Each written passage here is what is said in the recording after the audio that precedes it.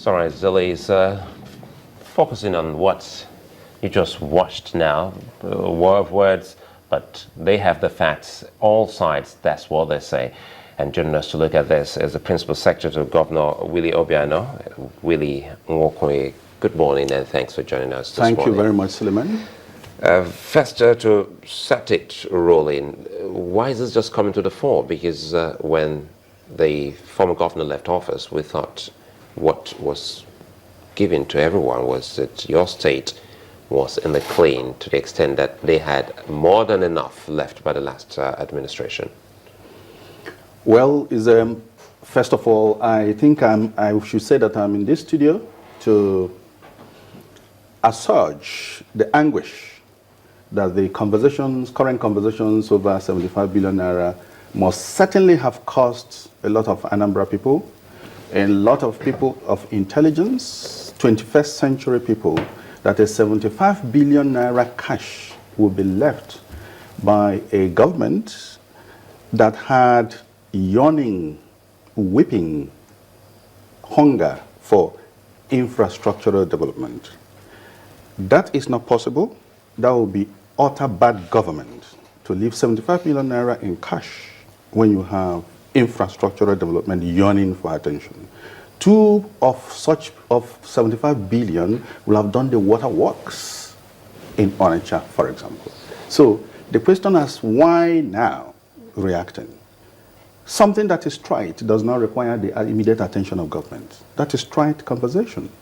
But until it was obvious that there are people who have gone on the ground and begin to talk to groups that were of influence, government decided that once and for all that this should be addressed.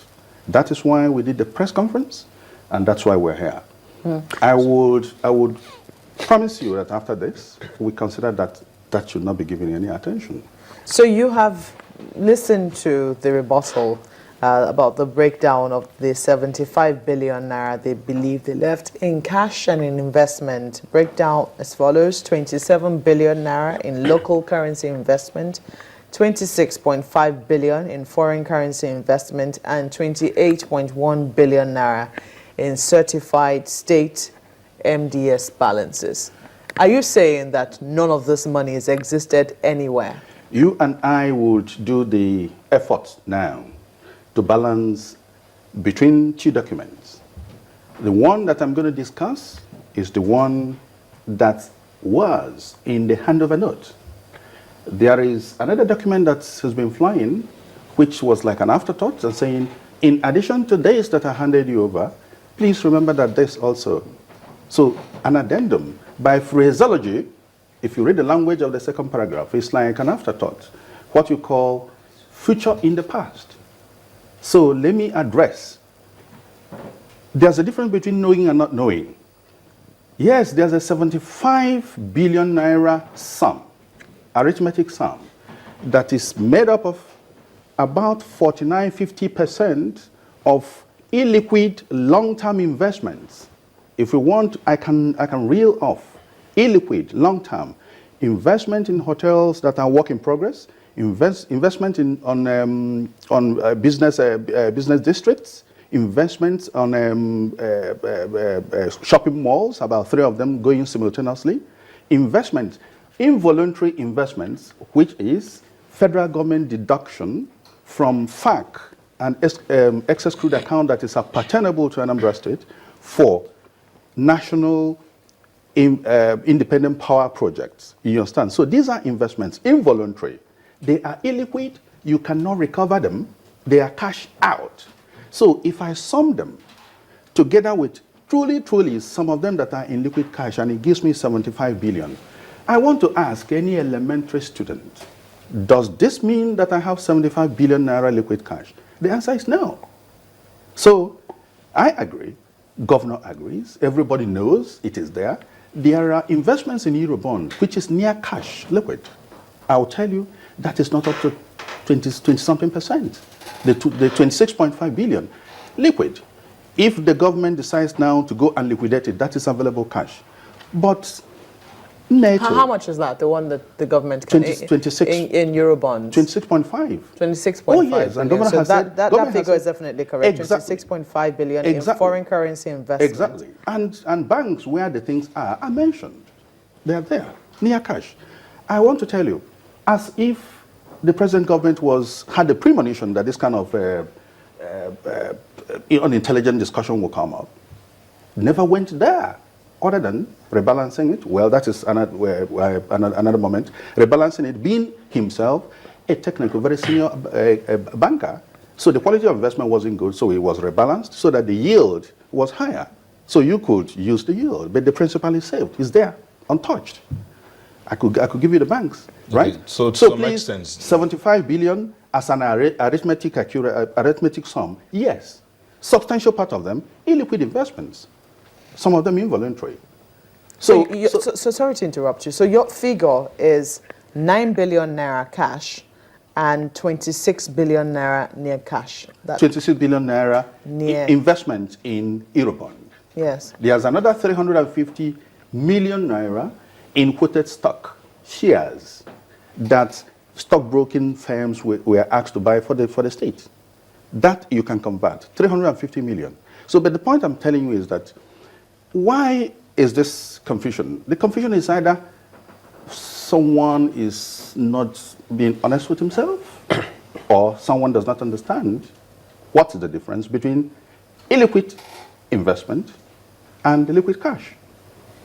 You know, sorry, Mark, but if you look at what's happening now, trying to break it down and trying to look at what we already have here, pick it up from where Mark left off, asking you the question, you're talking about 9 billion naira cash and 26 billion naira in quote. We're giving you a quote what your government has called near cash. Yes.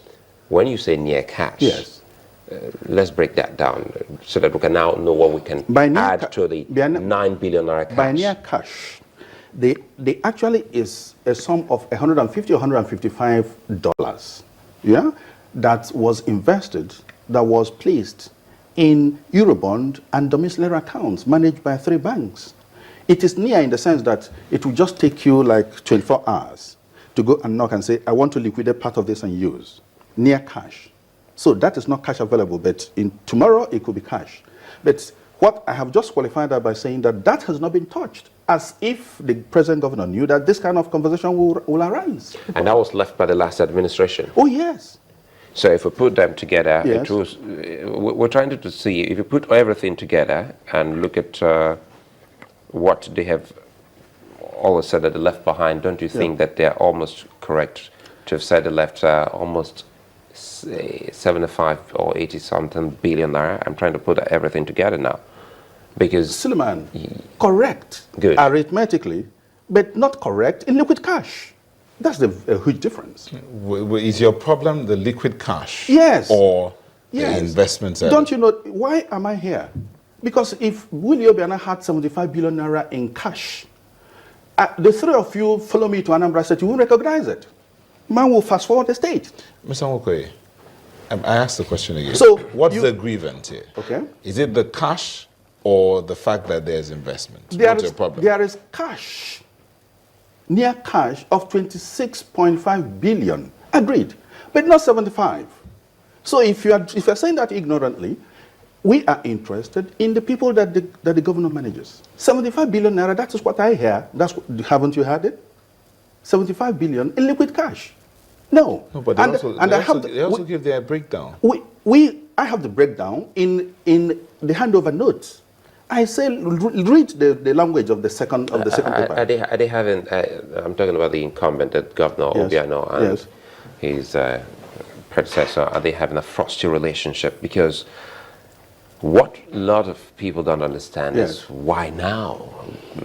Well, why now is because falsehood has been circulating, disregarded by government focusing, having its eye on its ball. But the falsehood was beginning to be damaging. Let me tell you why. This is a trying time for any forward-looking, intelligent manager of state, public fund. There are people that you heard who do services for you, first of all because they believe you, because of your integrity. You understand? You can verify costs of work done. And you say, look, this is how much I receive from FAC. It's coming down by 52%. So do this. And that's why work is going on. You can't be doing that, engaging people on partnership and understanding, and someone is saying that you have a liquid cash of 75 billion. That places it chips off from the level of integrity with which partners relate to you. So we need to address that. I don't know why it is difficult. That there's a huge difference between 75 billion liquid cash and 75 billion naira total investment. Did you get their argument saying that because they also have their own breakdown? Good.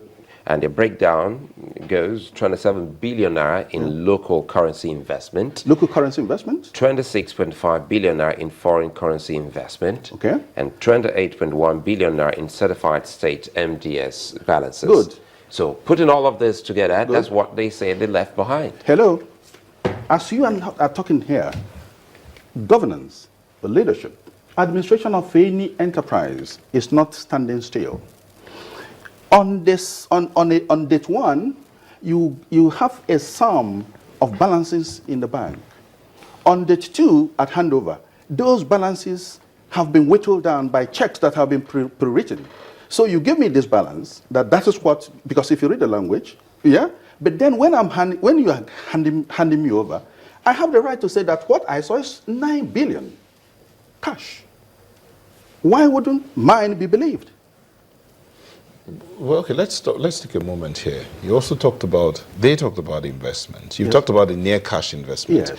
But there are other investments in the form of advance monies paid to contractors for different projects. Don't you consider that investment as well? Advance money. Okay, let me tell you. Contractors were engaged in the twilight of the previous administration. Were they paid any monies? Which is, you and I will agree that is the method of people. Well, they said the black man. You understand? So at the twilight, you issue that contracts what in the future 185 billion and paid 20% of the mobilizations, right? The rest is totaling how much?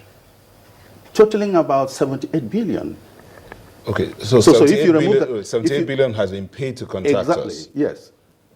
Out of the 185 total contract sum signed off in the future. Would you consider those contracts that have 78 billion already paid, would you consider them investments? They are not investment. Why would they be investment? Why are they not investments? I engage you to do road work for me, about 100 roads or whatever, and then I enter into contract with you, yeah?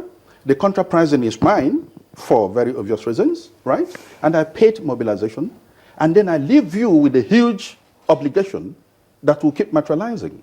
I wonder what kind of investment is that. We're not saying that is bad, because it is a road work that is being done, it is infrastructure work, right? But when you are saying that you left this 75 billion, put that side by side with an obligation that has been written for you in the future. You are tied into it. And then quietly, respecting decency, respecting ethics, 21st century ethics, the governor never said anything about it, and he's been paying down. He paid 35 billion. Last month, another 5 billion. So that has brought down the obligation to which he has been tied to 60 something billion.